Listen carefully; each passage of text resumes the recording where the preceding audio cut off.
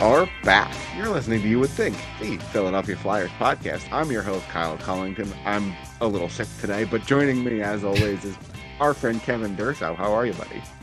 I'm doing well. How are you? Well, a little under the weather, but Right. we're playing a little bit of a sick game today, but that's okay. We got through it as the season's about to get going. You told me you had some travel going on, and sometimes that usually leads to things happening. Especially when you travel to Florida. I'll just say that. Okay, fair enough. So anyway, we are back here. We got about a week and a half till the season gets going. Our season preview in full is next week. Obviously, we'll start talking about the Flyer season a little bit here today. But the number one story is the preseason, is number 39. We'll get into that in just a second. Follow us on our social media at YWT Podcast, at Kevin's at Kevin_Durso. Find us everywhere you find your podcast, including sportstalkphilly.com. Okay, diving right into it. Yep. Kevin. Yes. Okay, so I've been thinking, and I'm trying to decide how big I can reasonably go here, right? Okay. I think there's a real chance that Matvei Michkov is already the best player on the team. I'm just going to start there. Okay. I think there is a real chance that he is already, right this second, the best hockey player on the Philadelphia Flyers, at the very least among the forward group. And right. that is no disrespect to your, Travis Konechny's and your Sean Couturier's and your Owen Tippett's and your Joel Farabee's. It's been 2 games or 3 games. 3 preseason games for him. Yes. But I've seen enough, man. Well, I'm with. That's the statement I'll be with you on. Right, but that's the statement I'll level with you on. I don't know that he's the best player. Like, he's definitely the most skilled. He's definitely got the most, creativity and is thinking the fastest of anybody out there and all that type of stuff like that. So yes, is the high level talent off the charts? Absolutely it is. I don't know how it's going to completely translate in another week and a half when you start playing full NHL lineups. Like, sometimes he could get a favorable matchup or penalty kill or something where it's like with all due respect, and let's be realistic, he's got 3 goals. 1 is an empty netter, 1 is a power play goal, and 1 is a 3-on-3 overtime goal. So there's space. And we'll talk about that one. There's space. There's time. There's, of course, I'd like to see him score at 5-on-5 too, right? Like, and he will. And he will. Let's just say one of the first things that you love about it is that, and the empty netter is the empty netter. I get it, but like his power play goal, like he scored 2 power play goals technically if you go back to the rookie game, and he's now scored in overtime, and he scored kind of 3 different ways, right? So he's showing you versatility. So that's already a good thing. I do think that, like, that's where, like I said, I level with your statement of, I don't need to see more. I mean, we're going to probably, because you're going to keep playing him in preseason games. It can only help. But listen, this is a joke, and I'm kidding. But I'm over here thinking he can pull a Shohei. I think he can go 50-50 this year. Again, that is a joke. But I'm watching him. I'm watching through these games. And listen, I don't want to overblow this too much. Sure. But if he shows up and looks like he has done so far and continues to look better like he has done in each progressive outing so far, and obviously, there's a top end to that. He's not going to continue to look better infinitely, but, let's say he continues to reach towards the ceiling. Right. Based on what you've seen so far, if I jumped into the DeLorean and told you 10 months from now that he scored 30 this year, would you be insanely shocked? I mean, if he continues to progress the way that it seems like he has, sure. It's definitely possible. The one I'm kind of going to piggyback off of one of the last conversations we had, because where's one of the areas where it looks like he's making a huge difference? The power play. The power play looks like a real power play now, because he's actually able to create things. And it's opening up other people. There was the very first preseason game they had in Washington. He doesn't touch the puck on a power play and they still score a goal, because there's still that consciousness of, I got to keep an eye on him, though, because he's kind of the quarterback of this thing. It's him and Drysdale are really the 2 guys that have been kind of quarterbacking this thing. and going and kind of back and forth exchanging the puck throughout the course of a power play and then working it to anybody else who's part of it. Whether that was, in Washington, it was Morgan Frost, Owen Tippett, and Joel Farabee was playing bumper that day. Sometimes Bobby Brink has been on his unit. You've seen, he played with Travis Konechny on Saturday. Like he's playing with that. That's one thing that they definitely are doing with everybody. He's playing with a ton of people. I mean, they've got a line that I think they like. I think they do like the Frost Tippett dynamic. They used it twice. So clearly I think they like it. But they were willing to try other things. Right. And right away, hey, you want a game at home with this line. Now those guys have already played. Now those guys have already played 2 preseason games, Tippett and Frost.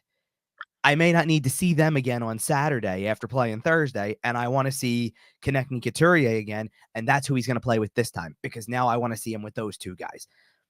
Pretty obvious, though, he's playing top 6, obviously. I mean, if his own performance didn't dictate it, everybody he's playing with does. But there are times where, like, he's not a penalty kill guy. So if they get caught in a penalty kill, and you're going to use Sean Couturier to kill penalties and Travis Konechny to kill penalties and things like that, he jumped out there. I think he was on the ice with Ryan Poehling for a shift, or he's on the ice with a group of guys that are roster hopefuls. He's out there. I think one time he was out there with Anthony Richard because it's like, that's just how it shuffles through. He can't go out there with the same guys.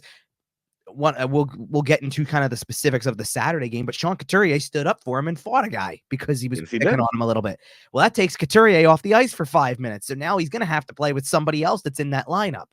So he is getting a crash course in that. Like that you can be anywhere. The coaching staff is absolutely allowing him to play with everybody and see who works with him and where the chemistry is. And, right. Obviously, you've seen Igor Zamula on the ice with him a lot. Just coincidentally, happens to work out. Yeah, not all the time, and he didn't play in I don't think he played in those first couple of games that Michkov did. Or by the way, sorry, Saturday night's game, I did notice. No, I apologize, by the way, because I've been hearing it all week. We're gonna have to go back and forth over this. The pronunciation as on the broadcast, because this is how he says his name. It's more Michkov. So give it that Mish, like that long E sound instead of less Mitch. Yeah, a little bit less Mitch, even though some guys are calling him Mitchie. That is a nickname in there. I've heard 3 different nicknames for him too, but in the process, because there's Mitchie, there's Mish, there's Mishi or Misha or something like that. Like I don't know, it's all over the place. I'm sure the Russians call him something else. Like, yep. Well, and in fairness, by the way, so we went down. We haven't had I've been there throughout the course. This is why I'm saying I don't really need to see more of this kid because I've watched him. I didn't get to go and watch him at the rookie games or in the one rookie game, right? Like to see him in person. I've now seen him play 2 games in person. I've seen him practice for a week in person. My usual start of training camp. I get out there every day that I can, and then kind of get back to normal life. So I've seen him pretty well for a week. I don't really need to see much more on ice. But what was really cool is we haven't been in the locker room too much because the camp size, the camp roster is really big. They're filling 2 locker rooms. They're filling 2 locker rooms with this. They just tend to bring people upstairs to us for us to talk to instead of go down. So going down only really started midweek-ish. But morning skate yesterday, we go down there and he's sitting there in his locker, and I'm going to tell you right now, he might be doing the interviews in Russian and needing a translator and stuff like that, but sitting in the room, he is trying to talk to every teammate without using what English he knows. And he is getting things across, like guys understand him. And he's trying. You can see there are dialogues being built. There are dialogues being had. He is picking up on things. He's laughing at some of the jokes that are going on. He's involved. And if you didn't need, by all accounts, he's a smart kid, so he's picking it up. And you love his confidence because everything about the biggest thing about the end of Saturday's game is not just the goal. It's not an overtime goal per se. If he doesn't score there and they go down the other end, Boston does, and score, he doesn't care that he scored a power play goal. He doesn't even, he cares more about the miss in that spot and losing the game, even in preseason, than he does about I scored tonight. He said it after the rookie game even.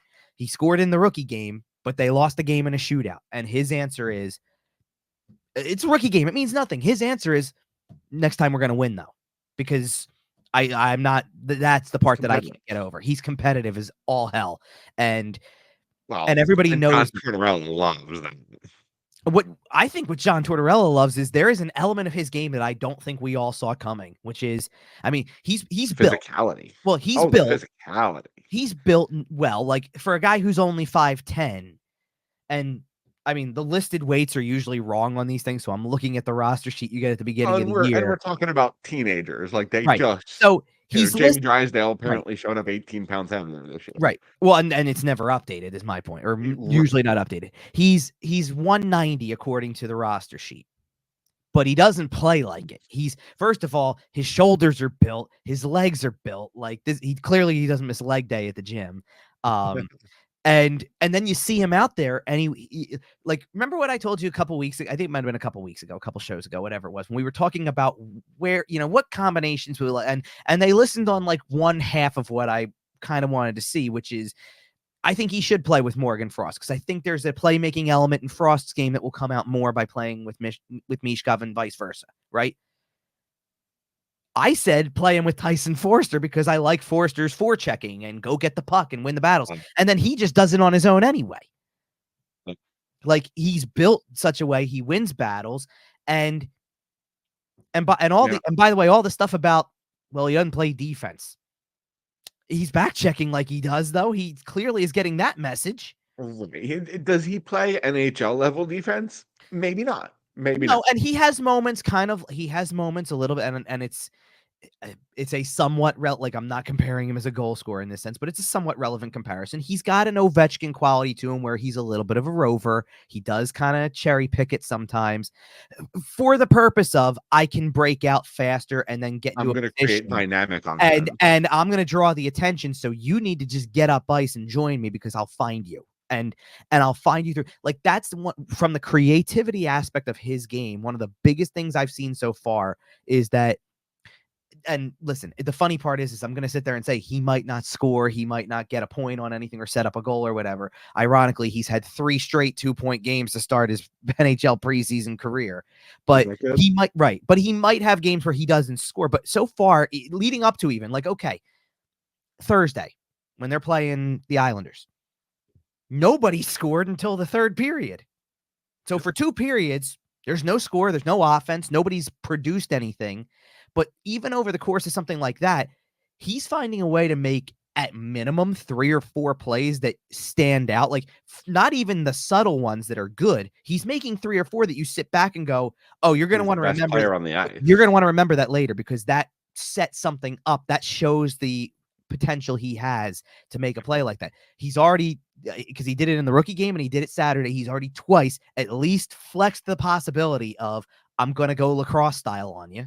He's already flexed that twice. He's already teased that. Yeah. He is threading cross seam passes with ease against these passing. He's an elite passer. He's an elite passer. And then finally, when you get into the overtime situation and you see that he's got a shot too.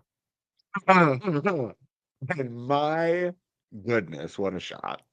He is absolute. So I like, and John Tortorella is right from the beginning of camp to be like, I'm controlling this hype. He's not speaking every day. I don't want, like, I think they don't want to put him in a spot with the things that would overwhelm him. I don't think this overwhelms him. Hockey is hockey to him. It's a universal language once you're out there, but it's easy when you're better than everyone else. Well, sure it is. Sure it is. And that was kind of, I think that's what he even said in, like, one of his first interviews during training camp about the skating drills and the skate test and the rope test are everybody's favorite drill, right?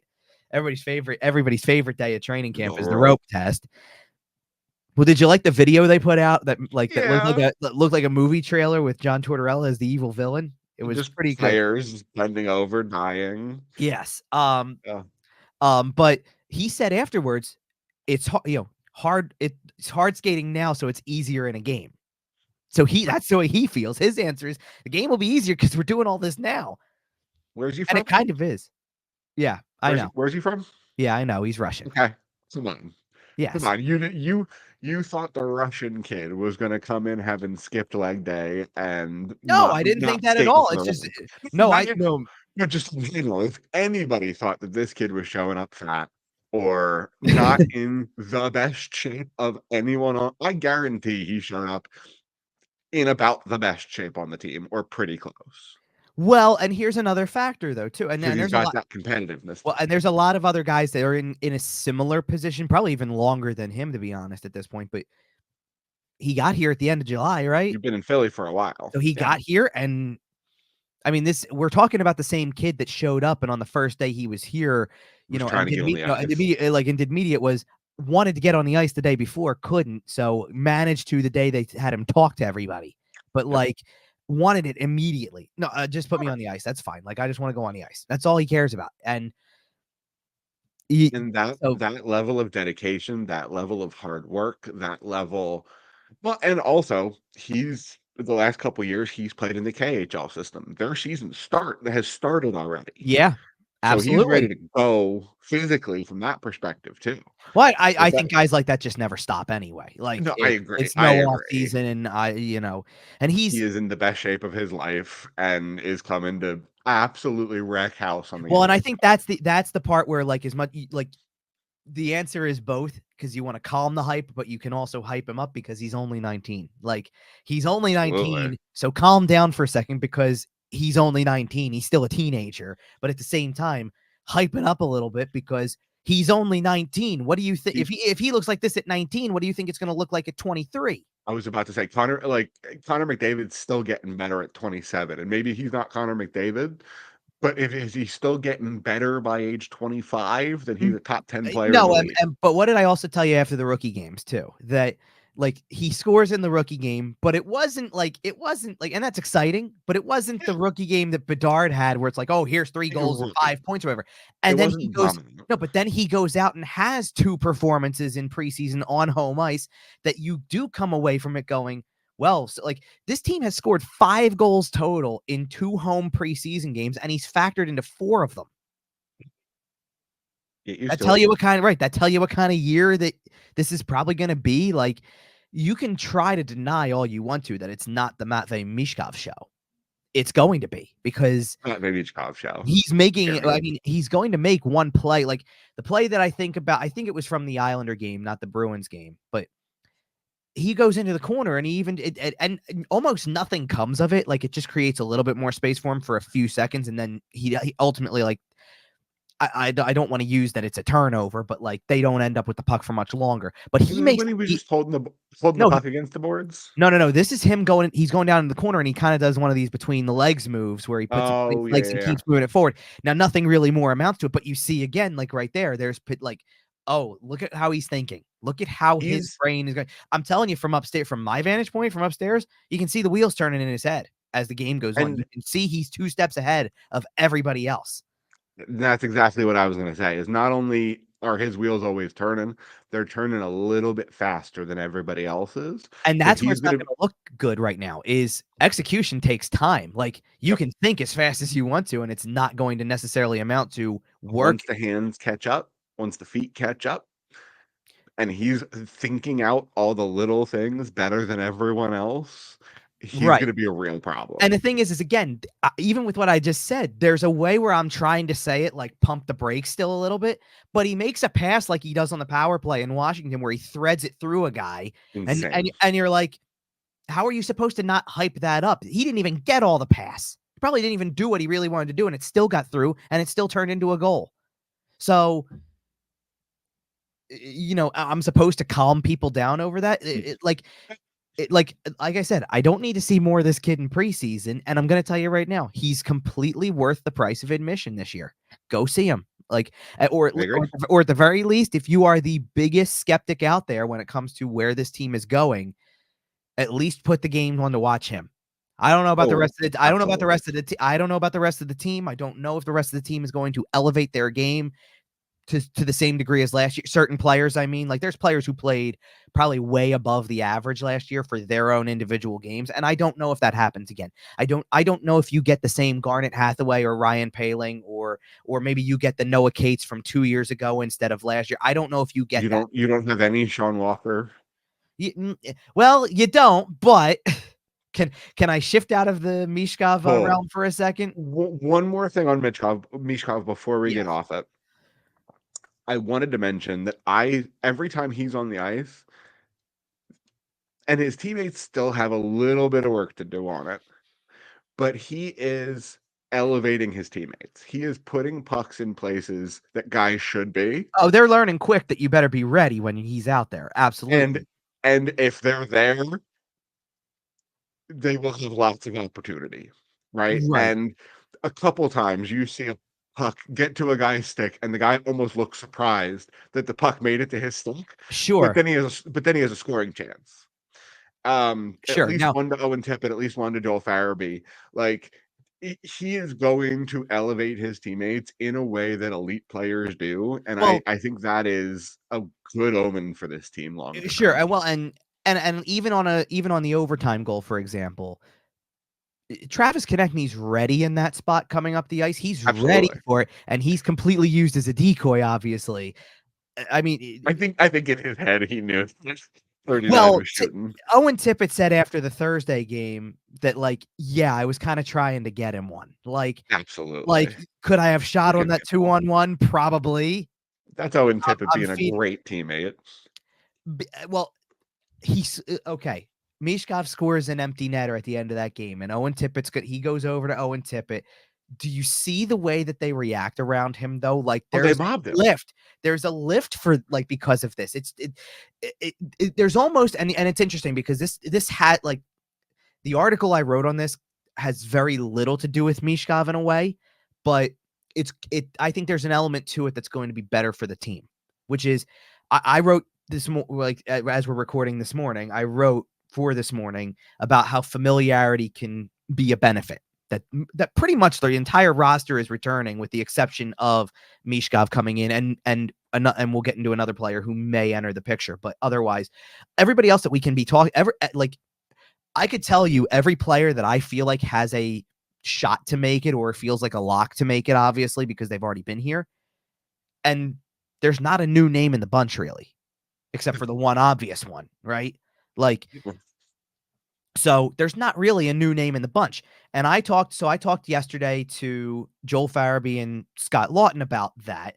And, Joel said that, it's pretty rare that this happens. You don't usually see this much return to a team. And like they obviously feel like it can be a boost. But I thought Brad Shaw, who acted as head coach in Saturday's game, I thought he said something really interesting about going through and playing the first 65, 70 games to the success level that they did and bringing people back, that kind of gives them a leg up confidence wise that they can do it. And I love this sentence that he had because he said, we kind of have a blueprint for how to do it, which is that's a really good approach, is to sit there and say, you saw all the stuff that worked last year and what was good, and there's elements that need to change. Feed into that. And we've added clearly we've added another element to this picture that is going to transform some things too. I mean, I think I asked Joel also about the power play, or it was either Joel or obviously one of the two players was either Farabee or Lawton about it. I think it was Lawton who said something along the lines of, when I was talking about the power play,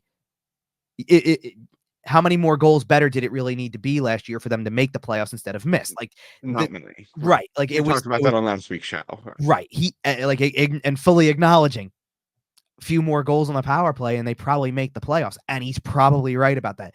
And that's right. You know what I mean? So like, well, and now you add this element. Right. We spent the first 60 games last year not believing how good they were. We finally turned the tide, and then they blew it down the stretch. And then we spent all these reasons scrambling to figure out why.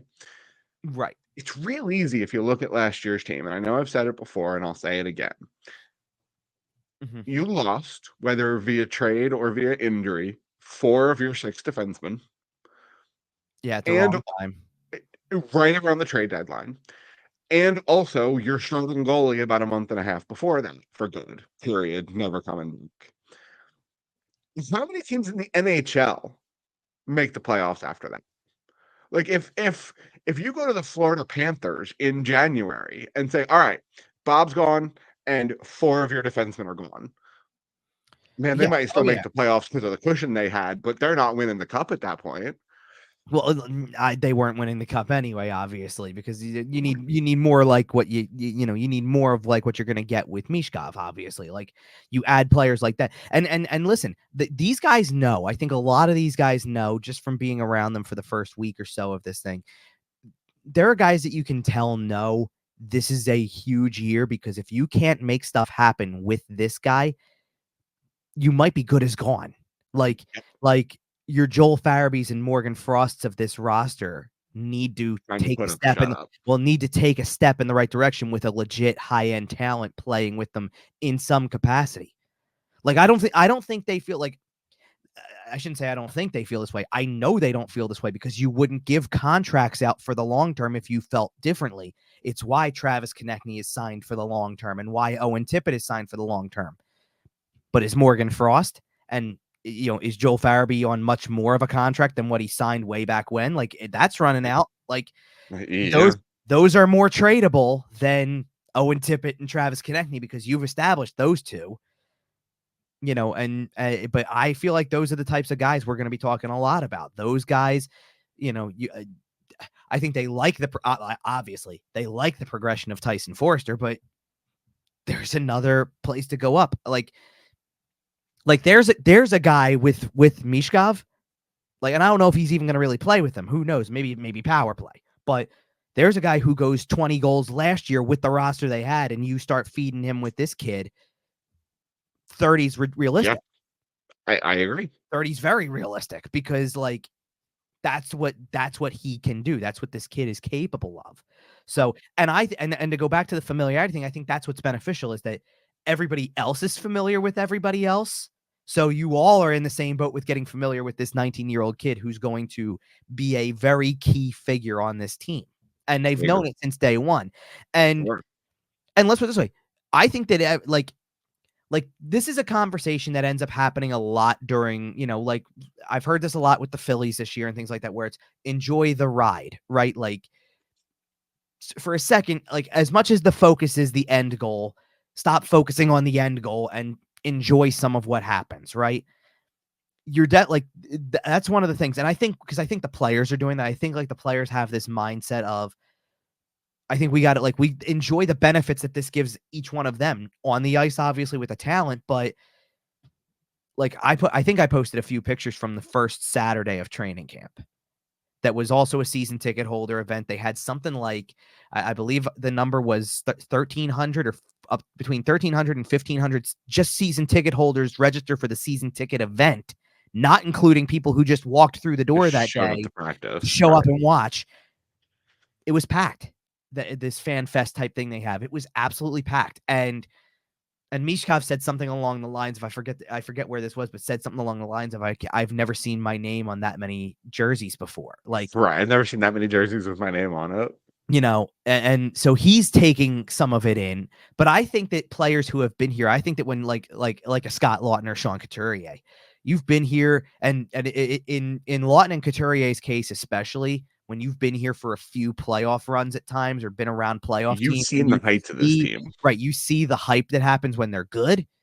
Yeah. You're feeling something pretty special right now just by watching, like at the end of the day, you have to know this is the start of something. Well, right, but at the same time, like what I'm getting at is if you're in their shoes, you have to be sitting there going, we missed the playoffs last year still. Like we missed the playoffs last year and we've missed 4 years running.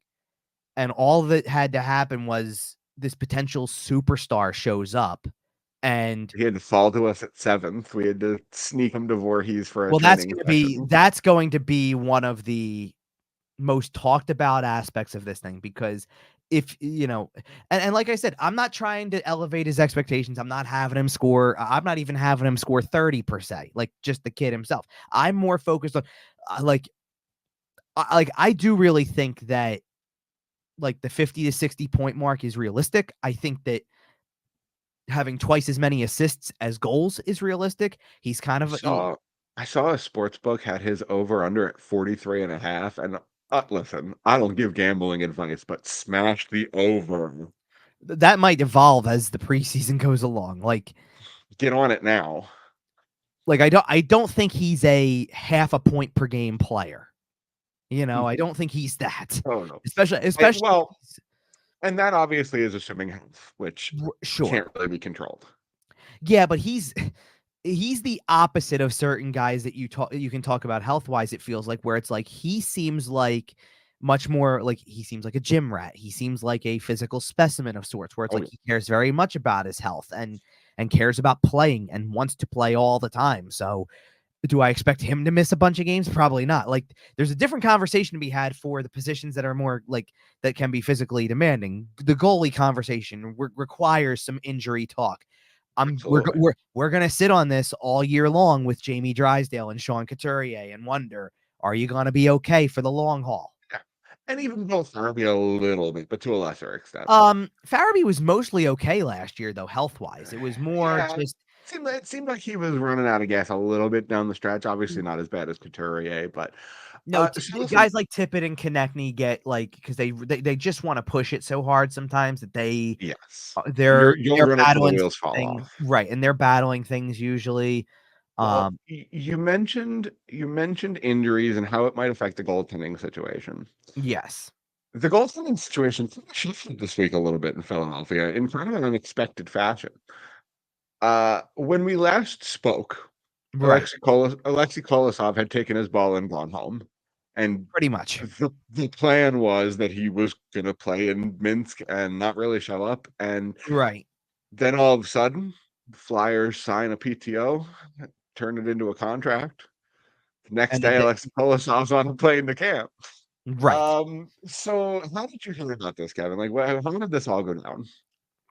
I mean, well, it went down obviously mostly during the course of this week as like more and more. I mean, they rolled through the first however many days of camp basically with 4 guys, and like if we go back to the beginning of preseason, great that Carson Bjarnason got into a game and looked good in his brief NHL appearance. Like that's legitimate.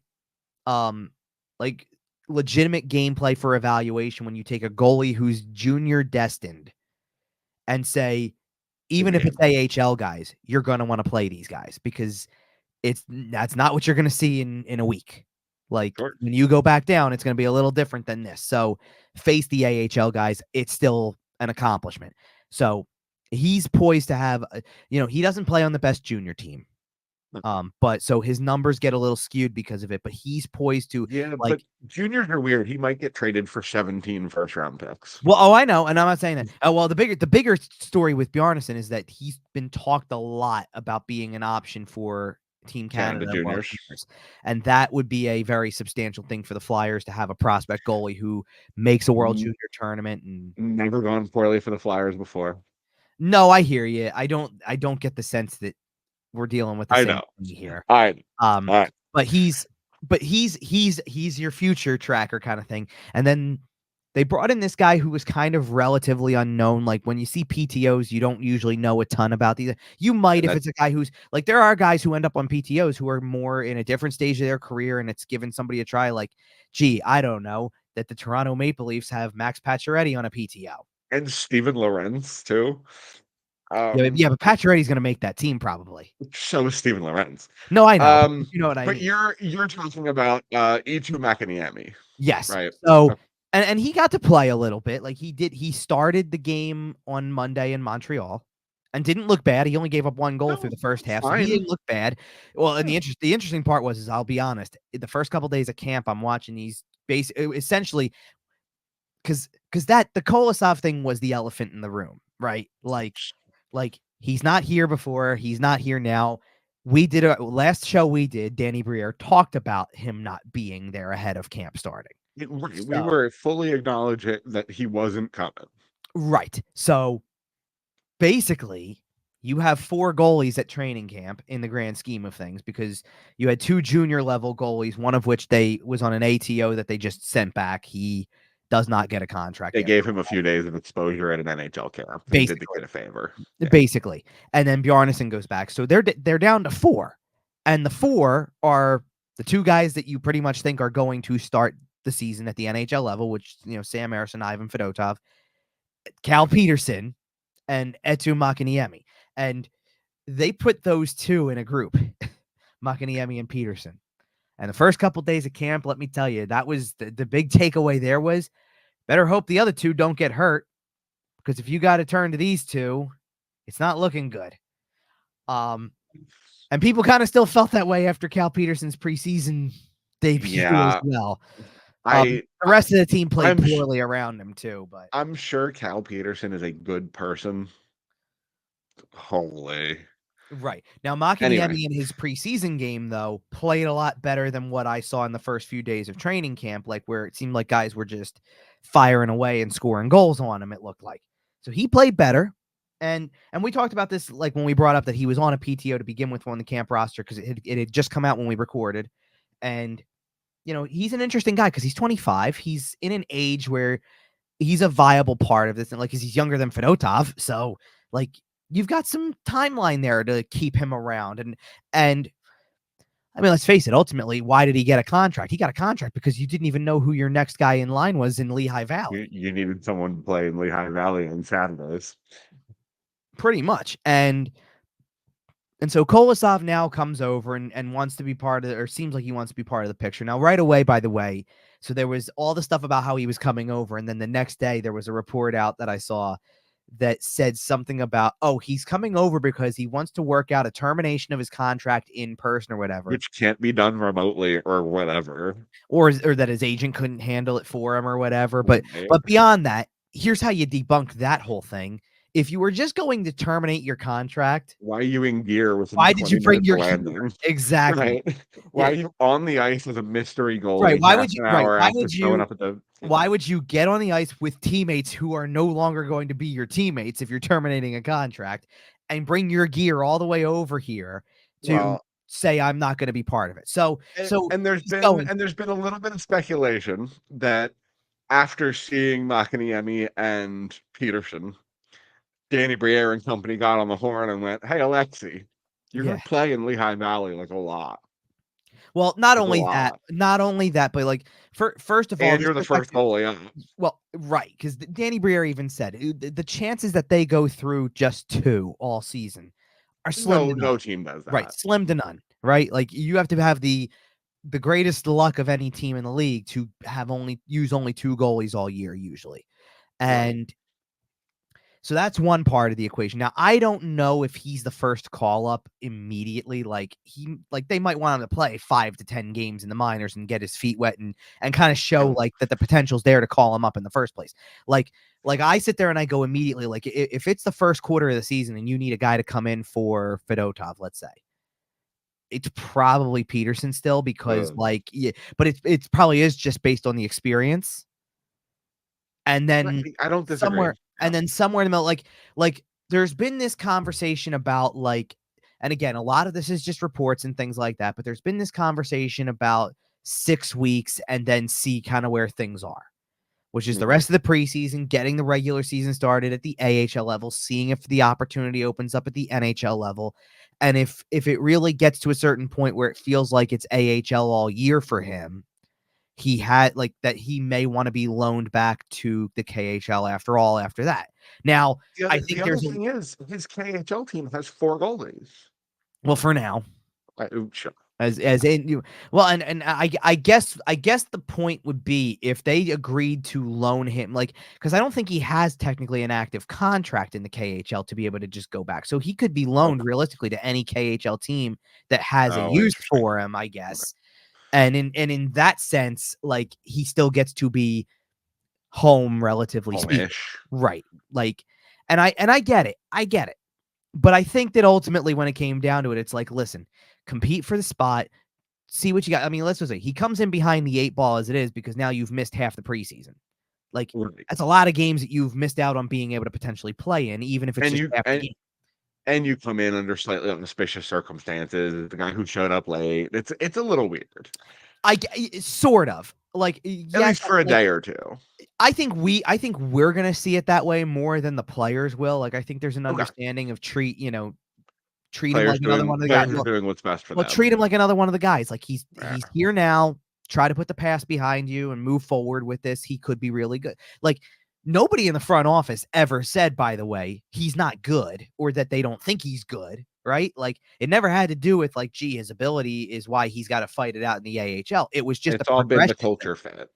No, it's been about the progression. Nobody ever Yeah. said we don't think he's good enough, that he's just an AHLer. It was, no, we just saw a progression. KHL, he's going to play AHL regular minutes, and then when the spot opens up, or really, it didn't have to be AHL if he showed up to camp and was that good. Like, he Or could if have you showed show up up and and been steal that a good, spot, right? I don't care that's the what thing.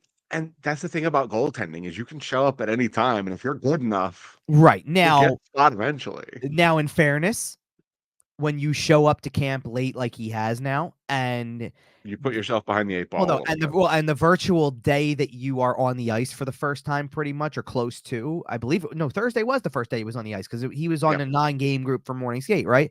So the virtual day you're on the ice, the guy who's pretty much been the projected number one this year since the offseason goes out and pitches a 37 save shutout It looks great. and looks outstanding. Like, Yeah, Sam Emerson looked great.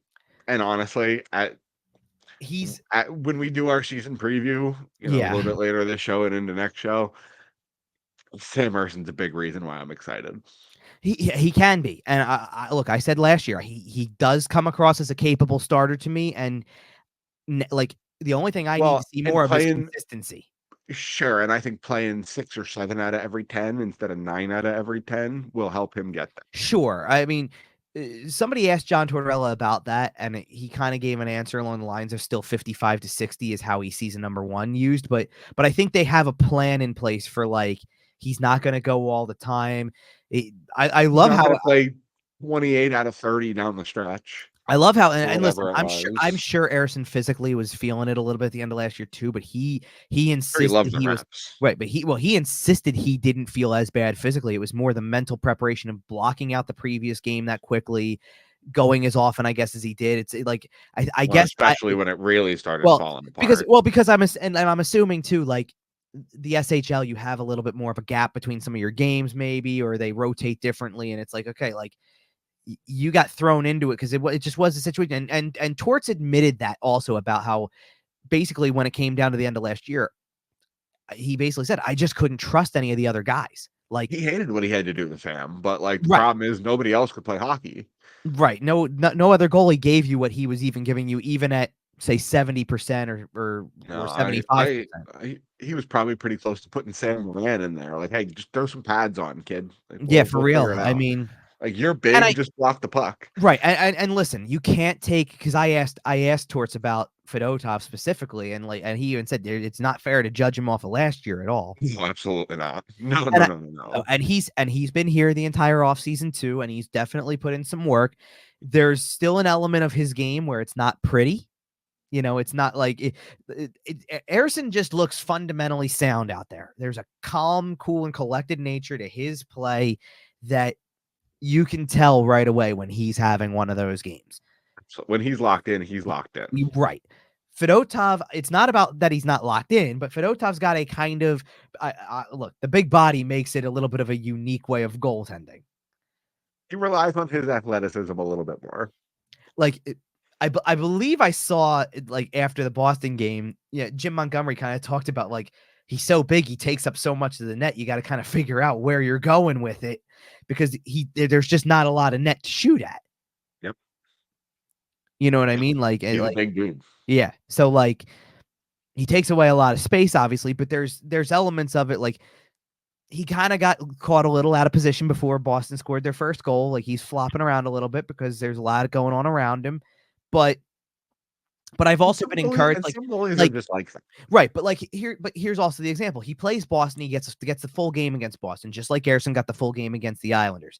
And for a full game against Boston that goes overtime, all that stuff like that, he makes 25 saves on 27 shots, and that will check out every single time for a backup. Yep. You get that from your backup, you are completely satisfied with games like that all the time. Yep. And because if you lose 2-1, you're blaming your offense. You're not blaming your backup. And to my knowledge, well, 2 of the 4 goals he's allowed have been deflections off of his teammates, which, specifically the one in Washington where he looks like he's going to get it, and it just goes the complete opposite direction after hitting Nick Seeler. So I don't really fault him for it. you know, No, I if mean, you've been like, listening to the show long enough, we'll give goalies a break on deflections like that. There's not much you can do. now what did I tell you about Sam Emerson, by the way, last show? Okay. You asked me to put an over under on the number of periods he was going to play this preseason. I feel pretty good about my answer because I said I think he gets like 6 or 7 periods, and I don't think they're going to play him much more this week than they have to, because what more do you need to see after the game he gave you in his one preseason start? I think you give him one more game I think he gets typically just the to keep 2. him. Well, Yeah, I call the last home game, which they're going to play on Thursday against the Devils. the Devils. I call it the audition game because it's usually when you try to roll out as close to the opening night lineup as possible. That's the only thing I'm hesitant about in saying Harrison just definitively gets that game is that now that Kolosov's here, and if you want to use him in preseason games, you've got a limited window left. And one of the parts of that limited window is a back-to-back. I don't think you want to have this kid start 2 games in a row to get used and then use Harrison in the final game. I think something changes with that. I wouldn't be shocked if Kolosov actually played maybe in that Devils game.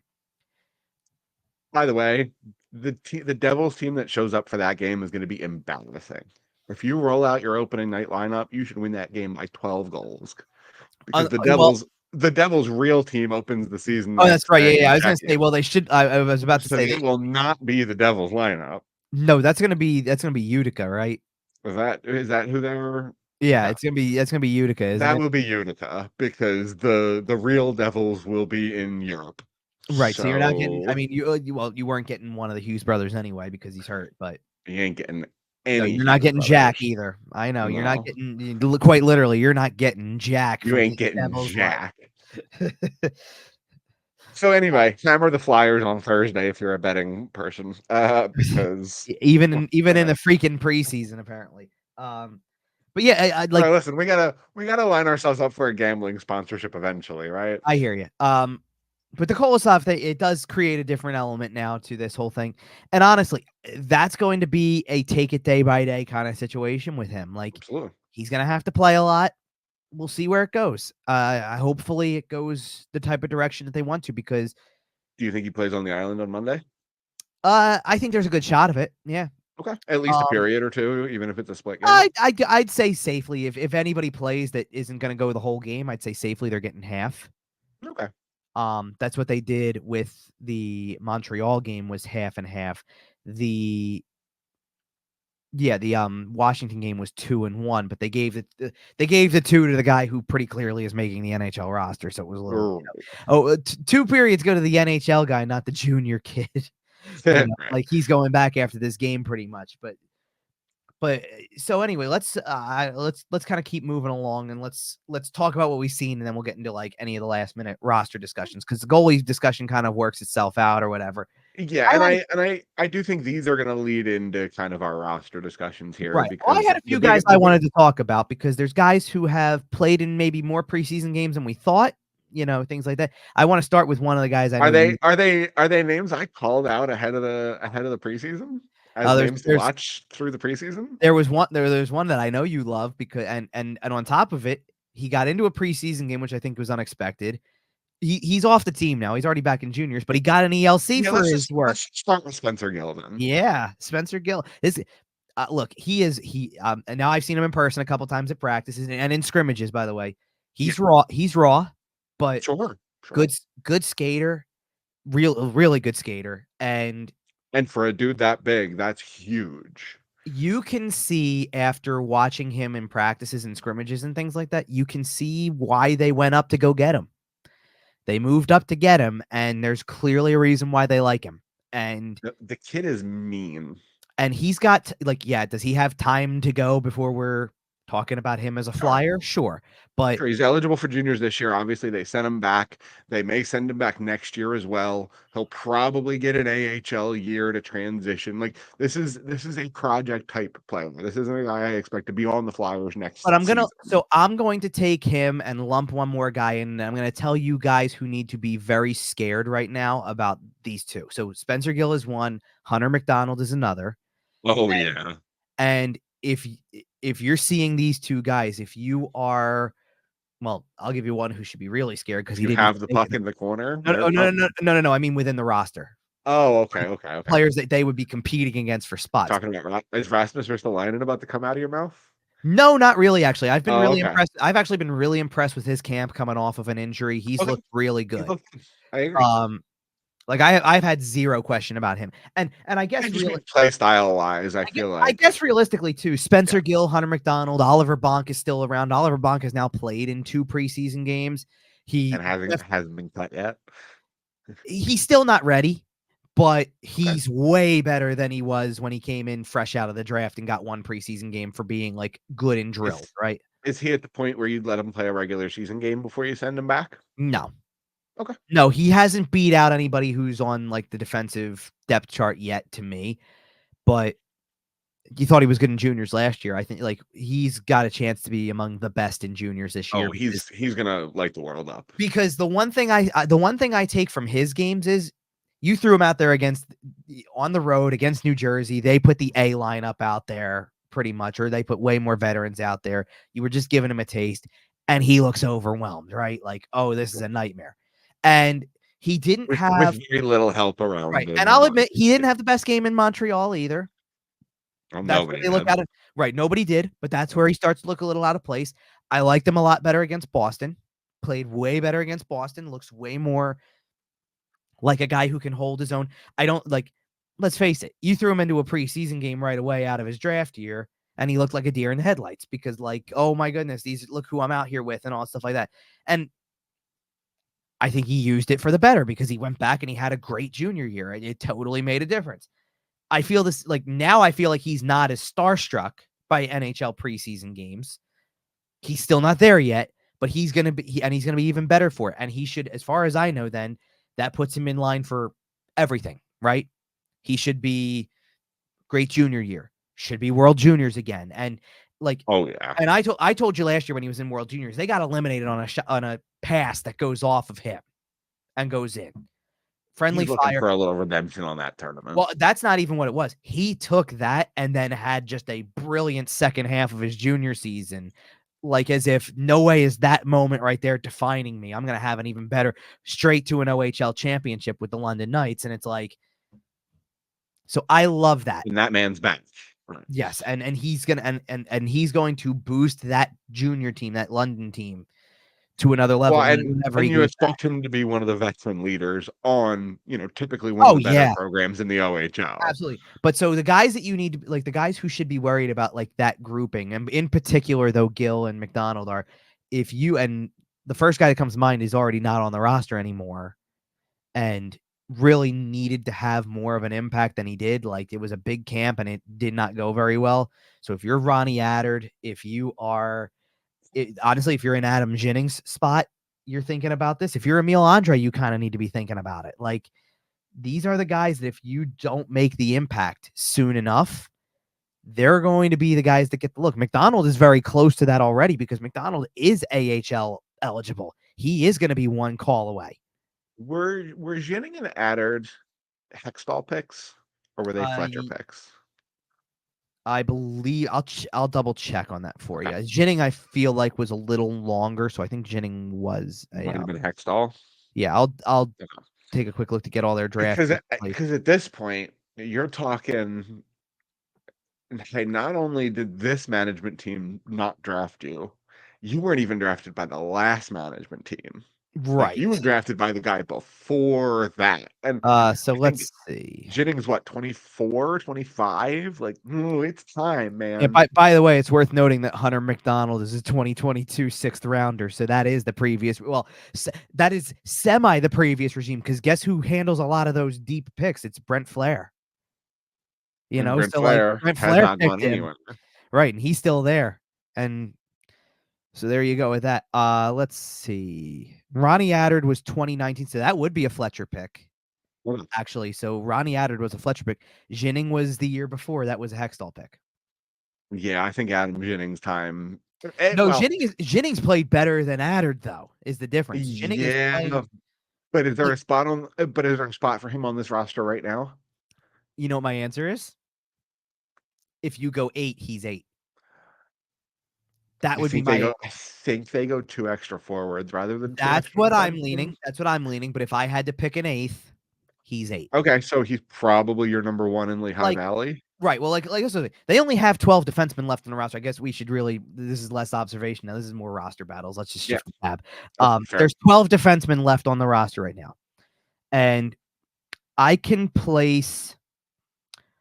I can place 3 of them effective immediately out of the 12. Oliver Bonk probably goes back to juniors. Helge Grans probably goes to the AHL. And I think he looks pretty solid, by the way. He's I've liked solid. what I've seen out of Helge Grans.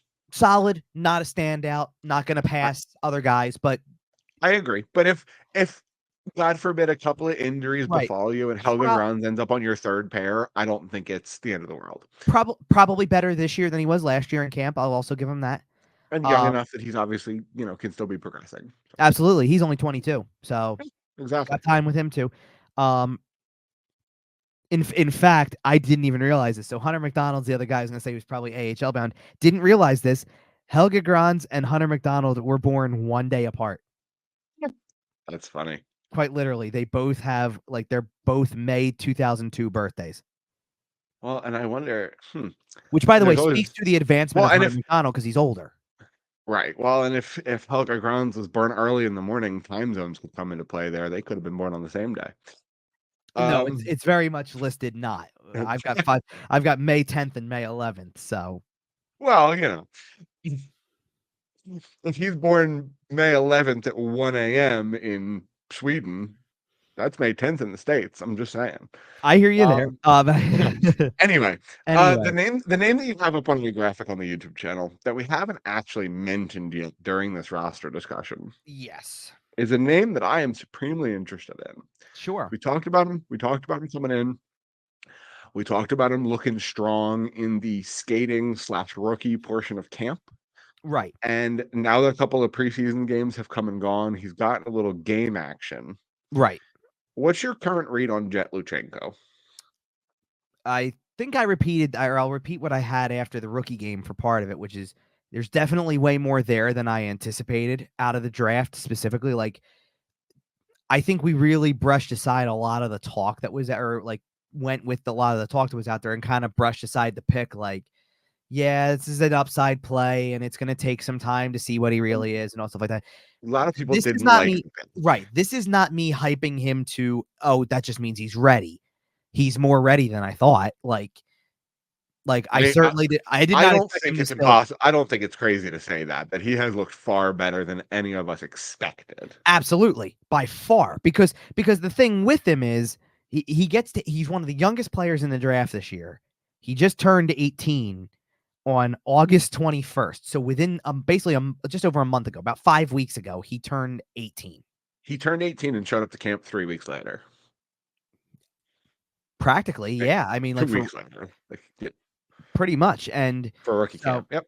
So he, for being that age and coming in and just continuing to go, and let's face it, what makes him more ready to me, and I'm not putting him on the roster per se, but what makes him closer to NHL ready than I would have anticipated is that at this point he's now not only gone through a big program. I mean, what did I tell you the goal was after the rookie games with him was, hopefully you get into a preseason game and then get sent back. That would be great, right? And now he's played 3 preseason games and he survived 2 rounds of cuts.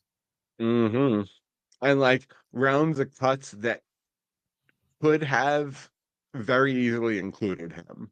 That last round when they trimmed a bunch of people and sent a bunch of people back to their junior teams, that feels like the cut where if you had asked John Tortorella 2 months ago, that's when he'd be cut. Sure. But he showed up and looked good and looked impressive and demanded more of a look. Right. Now, and look, and this is where it gets interesting because the question is he going to make the team? And right. And in case for some reason anyone is listening and doesn't know, his only 2 options are to make the Philadelphia Flyers or to go back to his junior team. There is no AHL option here. If at any point the Flyers decide he is not good enough for the roster, they want to send him down, they send him back to juniors and he's gone for the year. He is back on his junior team. Correct. And like at this point in time, I'm trying to figure they've got 20 forwards left on the roster at the moment.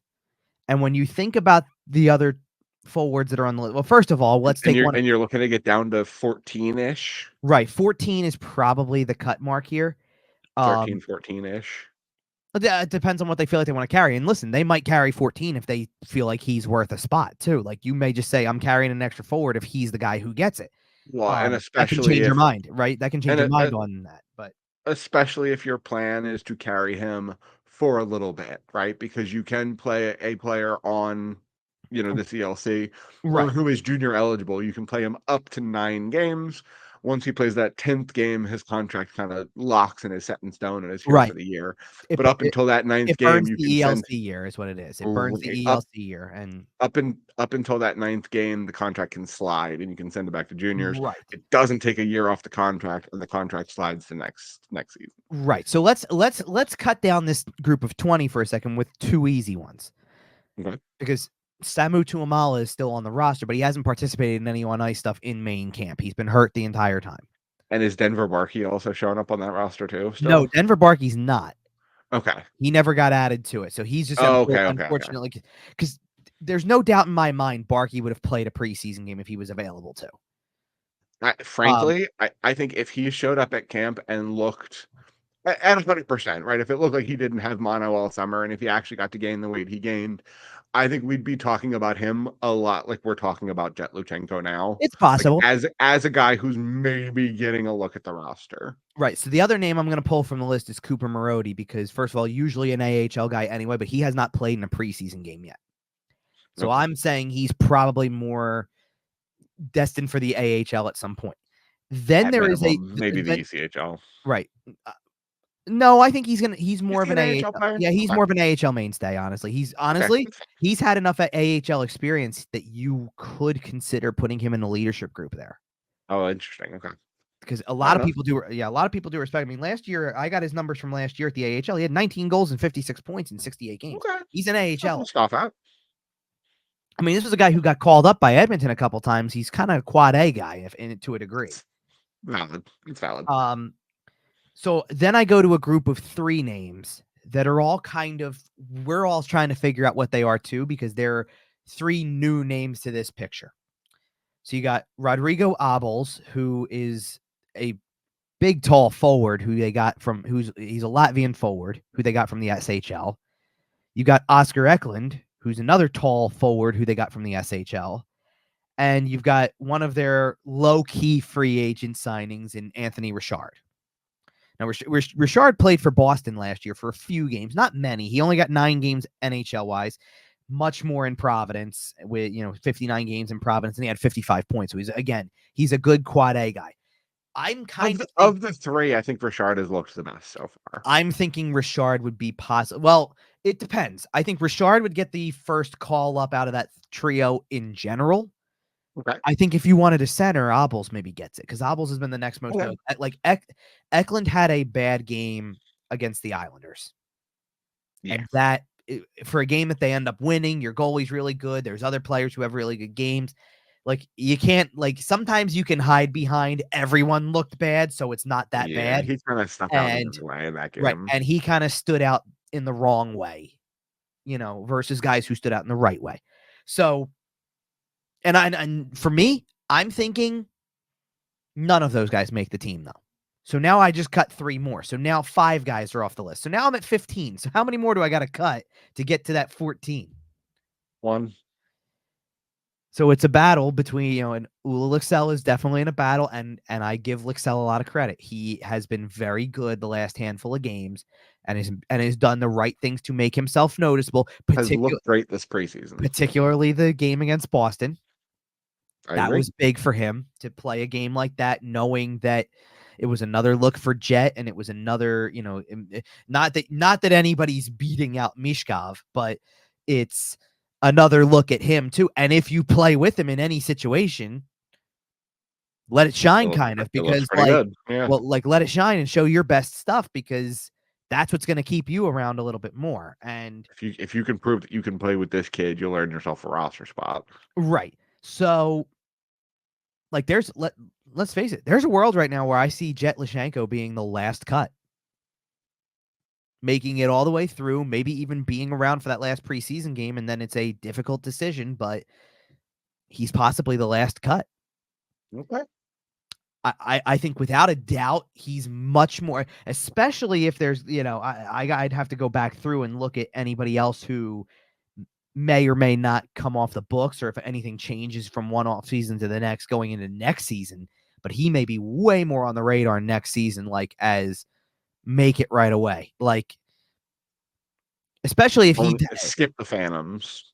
Yeah. Especially if he has, like, if he goes back to juniors and has the junior year that he could be capable of, like, plays a really good year with his junior team, probably makes World Juniors also, has that kind of impact, draft plus 1 year that you like to see, and then comes to camp with this new appreciation. The good thing about his game is he does very well with subtle things. Like, his defensive awareness, very intelligent. His defensive awareness is very good. He's made a few plays that, look, his skill is not going to match Michkov, obviously, because like that's a whole nother level. Few people in the world. He's made but he's made some plays where you go, that would work at the next level, or you can, or your willingness to try it is going to make me feel more confident in your abilities. He can, I mean, everybody said his name is perfectly appropriate. He can skate really well. He's fast. The best way to identify, there's been a lot of people who have said, if you can give Owen Tippett a run for his money in a skating drill, you're pretty fast. So Jett Luchanko is pretty fast. And I'm sorry, you talking about Owen Tippett, the guy who had who recorded the single fastest speed burst in the NHL last year? Right. That who you're talking about? Yeah, I mean, and like I've seen it from other guys too. Like Bobby Brink has looked faster this year too, which is Bobby Brink. I know we've spent a lot of this show talking about the kind of the fringy guys who are fighting for roster spots and blah, blah, blah, blah, blah. Right. Guys who are a little more solid on that roster who are actually going to play hockey for the Philadelphia Flyers this year. Mm-hmm. Holy smokes, I like Bobby Brink. Here's the thing. Like, he's not a fringe guy to make the roster to me, but he is a fringe lineup guy. That's what I mean. Right. Right. Like he's still hovering around 12, 13-ish, where it's like, I think he's going to make a push for your top 9 this year. Well, that's where he has to play if he's in. Yeah, I agree. But I mean, I'm saying in terms of pecking order, like, all right, we've seen this before. There's guys who kind of get picked on because it's like, if you don't do certain things, you're not going to play the next game, right? We've seen it with Torts all the time. If your first line is Konechny and Farabee with Couturier in the middle, and your second line is Michkov and probably put Tippett with them, with Frost in the middle. Wow, you're really bumping Forster to the third line? Who gets up there?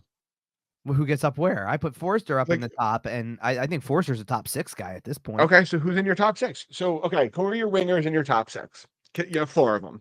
One's Konechny, one's Michkov, one of them's Tippett, and the other one's Forster? And I think Farabee's on the third line right now.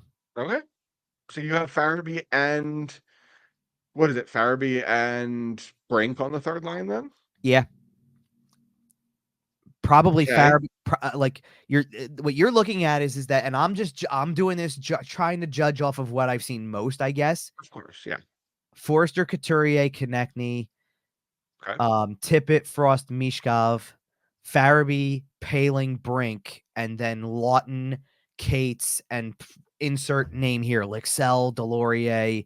Whoever makes the spot. Although I'll tell you what changes that dynamic. If it's Jett Luchanko, do you think he makes third line and bumps Paling down to the fourth? Yep.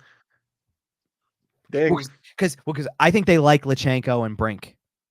Actually, I also like Luchanko and Brink. Know what? Actually, that's another line they've experimented with, is the whole line Farabee, Luchanko, Brink. They've had that out in a game. So I wanna see that line in that final preseason game.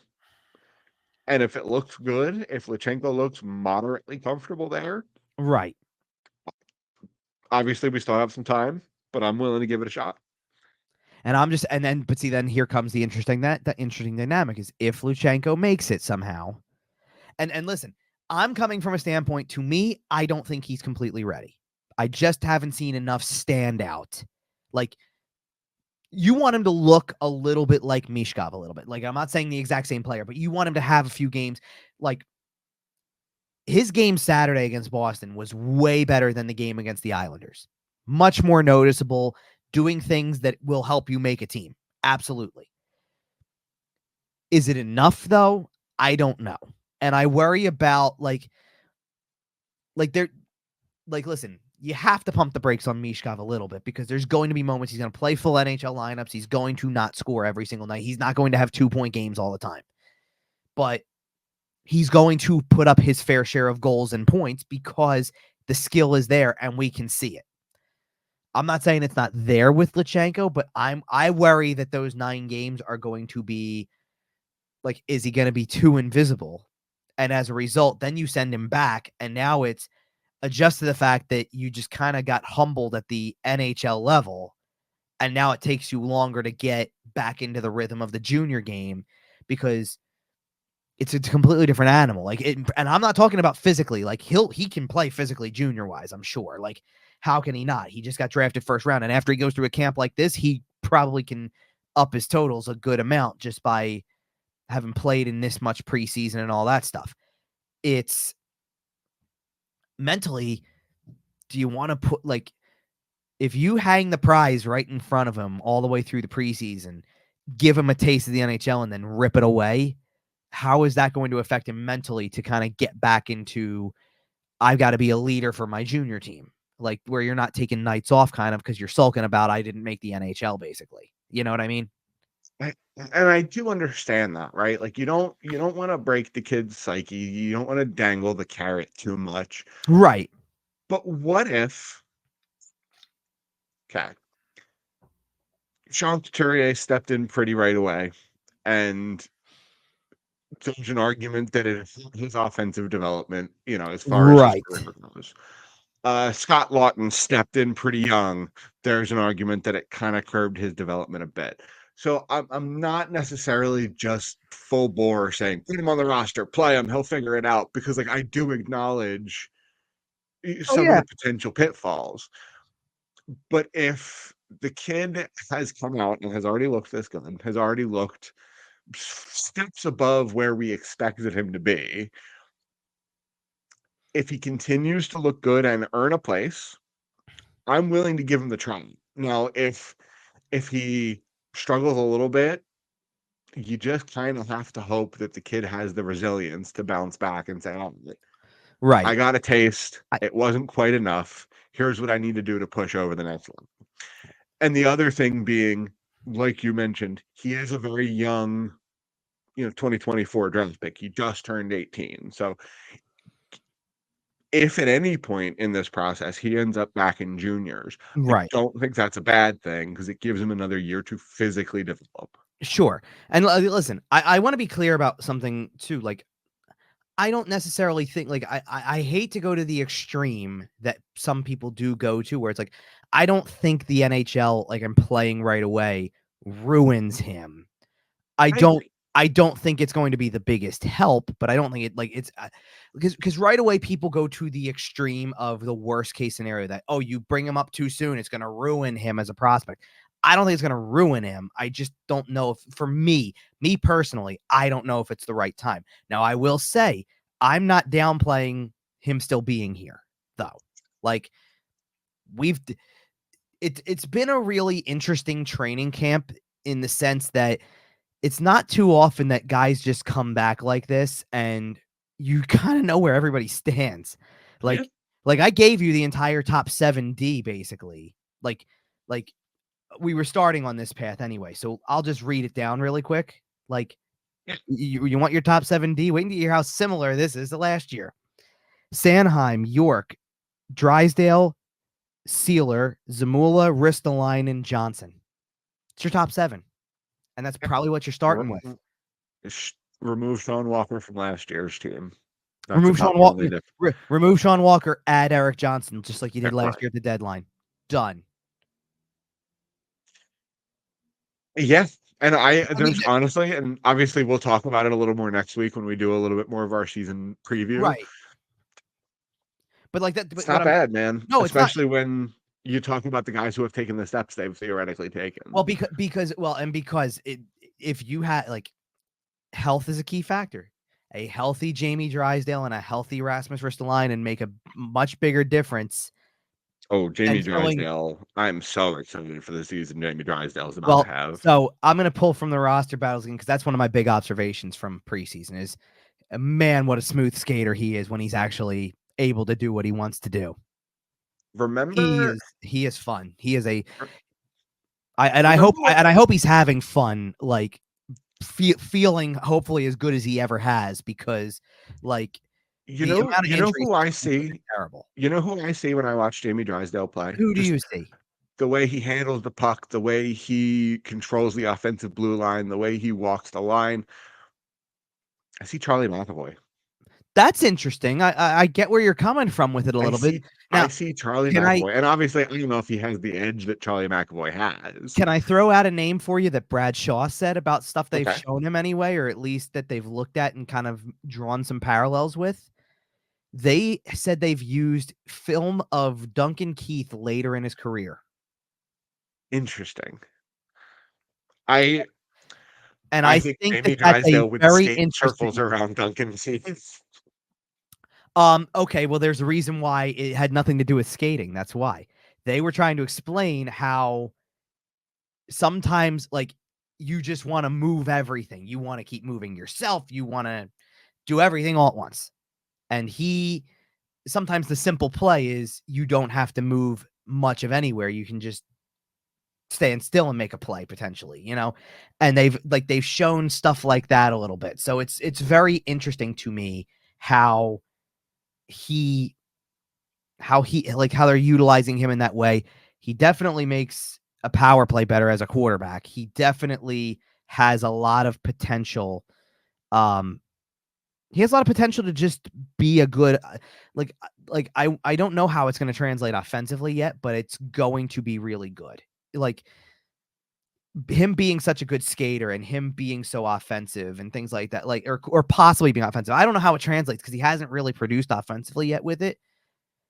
But his the lateral movement is one of the biggest changes with him, and if he keeps that going, Yeah, Drysdale is he's such an incredibly fun player to watch, and he reminds me of everything Shane Gostisbehere was supposed to be, right? Like I he's totally get that. he's Shane Gostisbehere with the top 10 pick pedigree, right? With the actual Right, he's not a third round pick this time. right, respectfully to Shane Gostisbehere, right? He's got a very nice NHL career. I loved him as a player. I love him. Right. But if he actually had like a real legitimate high-end skill set, that is what Jamie Drysdale has potential to be. And if he was 70 or 80% last year and is closer to 100% this year, I'm very excited about where this team's going. He's one of the most important, like, there's going to be attention on Michkov, obviously, we said that. And if Luchanko makes it, there's going to be a lot of attention on him, too. Drysdale's one of the most important players on this roster this season in terms of everything that he represents. Like, and when I say that, I mean, right away, you think about who he was traded for. Yep. And you've got to capitalize on the guy who, okay, he came over here last year. He was already battling something that eventually needed an offseason surgery. He got hurt again differently in the middle of the season. He was sick right after he got here too. So But like, he slotted himself right into the culture. He seems to fit in really well with the guys. oh, that He's part's not a problem. Yeah. That's what I'm saying. And the other reason, the other point I had on Luchanko, just kind of circling back a little bit, is that if he does make the team, Mm-hmm. I think this team can kind of count on having a little bit of that we're the young kids identity, right? Like your core, your visible outward facing core can quickly become Drysdale and Forrester and Farabee and like all these young kids who all get along really well, So who are most of them were here all summer. yeah, They're good friends. That's the kind of thing that team identities are built on. The sure. Flyers could do some fun stuff. Scott Lawton used a line when I asked him about the familiarity with the room and things like that, about how it's a good young core that has gone through stuff, like you talk about, go through stuff together. But I feel like there is an element where when he says that he's like, there's room in that whole equation for Michkov hasn't gone through anything with them yet, just yet. But there's room, like he's in it now too, and Luchanko would be in it now too if it changed it. And that's what I'm saying. Is like the that's phrase, the sort of thing. well, do you need any more example than don't push the kid around or you're getting a piece of somebody else? Sean Couturier didn't even fight. Sean Couturier didn't even fight people typically. No, and I love seeing that out of Sean Couturier. You're more likely, if you wanted a guy with a letter to fight, you were more likely to see Travis Konechny or Scott Lawton drop the gloves than you were Sean Couturier. And Couturier was out there, and somebody took a run at Michkov, and Sean said, "No way." Yeah, but I do want to. But I got to give Michkov credit because he wasn't backing down from it. He's standing in there like, no, like I'll stand up for myself. If you want to take a swing, I'll eat a swing. But you're gonna. He started like he got far enough in that engagement to get pretty much like, look, I can't see what they say from up. You can hear it sometimes from when I'm upstairs, but you can't see exactly it completely. Right. He got far enough that he got a "you want to go" from Billy Sweezy there. You know, he like there was an element of, all right, you want to keep go, like let's go, right? And also Billy Sweezy, the most Boston Bruin well, that's not where. Guess what? That's not even where he played. For last year. Last year he was but he finds his way to the Boston Bruins. I hear you. He was at the Columbus. His name is Billy Sweezy. He was the. He was with the Columbus organization for the last several seasons. Just saying. Okay. But you can't see it on the clip or on camera or anything like that. But I got to I can imagine Sean Couturier from out of the picture yelling something about like, hey, over here, let's go. You know, absolutely. And he came in and the gloves were down instantly. He acknowledged like, you're still, because it's preseason, don't break your hand or anything. Like, try to be careful. Like, I'm not trying to, right. But at the same time, like, and Travis, like, Konechny said something along the lines of, after the when they talked to him after the second intermission, he didn't obviously wasn't involved in the fight, but something along the lines of, we get to show him what Flyers hockey is like. And isn't he one of the perfect representations of like being able to say, he's like one of the perfect ambassadors for it on the active roster to be like, yeah, we're here to show him what Flyers hockey is. And you fully believe it when you hear Travis Konechny say it, because Travis Konechny has a huge element of Flyers hockey built into him. It's in his blood at this point. And if he doesn't get the message yet, he'll get the message next game, because he'll go out there, he'll take a hit, he'll skate back to the bench. Nick Delorier will jump over the bench, and then it won't be a problem anymore. Right? Like, well, that's what gets challenging with this roster thing, because with Luchanko, it's like, you got to cut somebody for him to make it. And who is it? And like, I don't know that they would, like, if they had to pass through, you know, if they had to pass Ula Excel through waivers, would they lose him? I don't know. I don't think so. I think there's more than zero probability on that, but it's not majority probability. Like, it's not, you know what I'm saying? Like, I don't see it being a 0%. If you pick the right day, you should be able to slip them through waivers. Right. And I think that's fair, but I think there's also what the reason I wrestle with it more is not because I think you have a potential of losing him. I think he's earned a spot. I don't disagree with you on that. And the problem is that what's your alternative? You only have so many slots. Nick Delorier, who the general manager told you on the day that Michkov showed up, is your new best friend. Yeah. Right? Like, I look, now maybe things change. Now maybe things change though. You know, Sean Couturier is out there dropping the gloves for you, and you've got guys like Scott Lawton and Garnet Hathaway and players who can.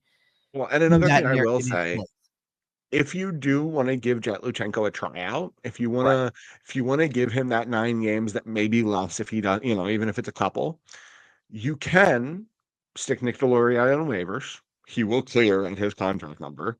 Stick him in Lehigh Valley for a couple of weeks just while Luchanko plays his tryout. Then call him up when you send Luchanko back to juniors. I just worry about, like, again, I worry about it. Like, to me, if you're going to make that move, I hope he's sticking. Like the hope should be he's sticking. Well, but I don't necessarily know if I like it if he's sticking, because I do want to have Delorier for your Bostons and for the Rangers and for your big heavy divisional game. Then is it distinctly possible that Luxell could have as good of a camp as he's had, and if they just like Luchanko better, he makes it? Like that's the winner of your spot. Like if you're asking me to evaluate on performance, Delorier is the guy who goes. Right. And we've talked about that forever, especially at the number. But role is different. Like that, you're right. That's the guy who, like, especially if you're playing the Rangers and Matt Rempe's out there. Like, that's what I'm saying. I want a guy who's going to go and take him on, and I can't expect, I need to have him in the dressing room where I can put him on a lineup if I well, need. And guess what? You don't want Sean Couturier taking care of business that day either. No. No. You don't even want like Rasmus Ristolainen taking care of business on that day. That one I could see, honestly, because he could probably handle himself, but you know what I mean. You'd much rather have Laurier. I mean, I wonder, like, believe it, like think about other protectors on this team. Nick Seeler would do it. Nick Seeler would do it with anybody, because you get him fired up. He's insane. Right? You get him exactly when he's fired up. He is. Yep. Like seriously, the dude's the nicest guy out there, generally speaking. Until you get him mad, you make him mad, the Hulk comes out. This is not necessarily a compliment, but Nick Seeler's a flyer, boy. Yeah, he sure is. All right. Well, Nick Seeler was blocking shots in the preseason opener. Come on. Yeah. Sprawling, blocking shots on a penalty kill. Of course. Right. To the point where Jim Jackson mentioned it on the broadcast Saturday night. They asked the defensemen to not block as many shots so that their goalies could actually get a little work. I know. All right. But that's because that day they only faced like 23 shots or something. It was like it was that in a game that was split. All right. Well, we have one more week's worth of preseason games. It is 3 total games: Monday, Tuesday, Thursday. Ending on that Thursday game against the Jersey Devils. Like I said, bet heavy on the Flyers in that one because all the real Devils are in Europe. Sending everybody to Europe. Yep. So Flyers by 6, take the over. All right. And we will get a lot more clarity on the roster situation between now and our next show, more than likely. I mean, next Sunday when we do the show, it's 5 days out from the start of the season, so you're very close to the submission date. Like that Sunday might be the cut day. To be honest, I was kind of, while we were recording this today, I was on standby just in case they did make one. Like Makaniemi went down to the Phantoms officially today, so which really doesn't mean anything, because guess what? They went from having, he wasn't going to play on the NHL roster. No, anyway. It wasn't that. It's not that. It was now that Kolosov showed up. They went from having 4 goalies. Well, they went from having 4 to, for a day, having 5 to having 4 again. So it's not a huge deal. But somewhere soon enough, like there's going to be another cuts coming somewhere in here, and when that happens, I mean, that's why, like I said, you're going to get down to, like, I would not be surprised by that Thursday game. If you are looking at, honestly, if you're looking at the potential of 15-9-3, and the 3 goalie is easy to identify because it's probably another look at Kolosov. Probably defensively, I'll take my pick over like Ginning playing again, and maybe it's McDonald, maybe it's Andre, somebody that they want another look at, and forward wise, probably Luchanko. Just the roster battles we were talking about, right? It's, I mean, it's Luxell, but isn't it weird that like there's so few right now? Like usually you hear rebuilding team and you think, lots of battles, and it was for like last year. It was. Where's the rebuilding team? This team just missed the playoffs, Kevin. Well, I would argue something. This team just traded Cam Atkinson for Matvei Michkov. Well, that's where I would argue. This team just traded hurt Jamie Drysdale for healthy Jamie Drysdale. Well, and that's where I was gonna like kind of argue against it, is that you're getting a full look at Drysdale now, hopefully fully healthy, and seeing what you got. You are bringing in, as much as you've got these 2 prospects, and Michkov certainly is the big one. You're establishing your core with the, it's Tippett, and Tippett and Konechny are on the older side of these players, but they're the veteran leaders at this point. They're the veteran leaders, and you've got, Couturier is obviously a veteran leader, and Lawton's a veteran leader. Forster's still young. Like Forster didn't have to be a rookie last year, technically, like in a way. Right. Like there's a world where he's still developing and it's another AHL year. He was just ready to go and scored 20. Like progression. This is what John and this is the perfect place to cap it, because this was the first day message of training camp from John Tortorella was, now there's no changes. Like the only addition is Michkov, basically. It's pretty much the same team. Everybody knows what to expect. And he flat out said it. We have no money. So where are you getting saved at? Who are you signing? We have no money. They're not adding anything. Right. So guys need to step up and be better.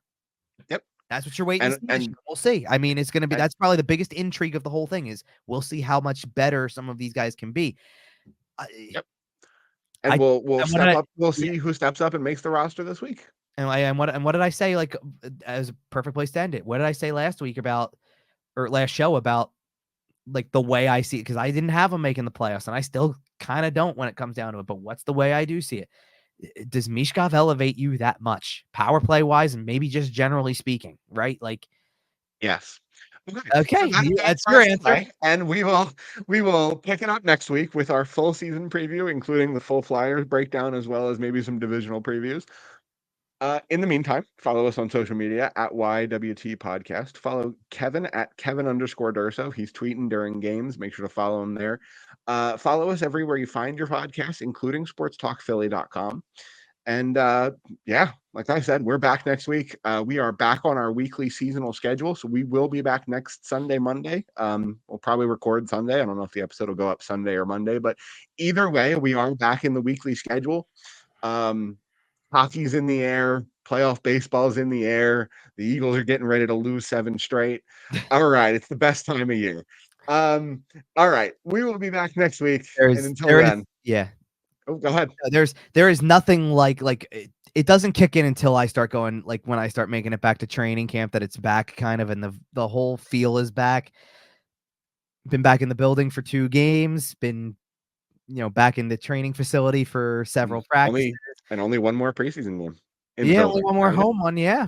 That's it. Be on the road for a little, and it's gonna be different watching from home for a couple of days. I've enjoyed watching the in-person, the Matvei Michkov Show with a front row seat, Well, now you get to watch it on TV like the rest of us. So, all right, we'll be back next week. Until then, we'll see you.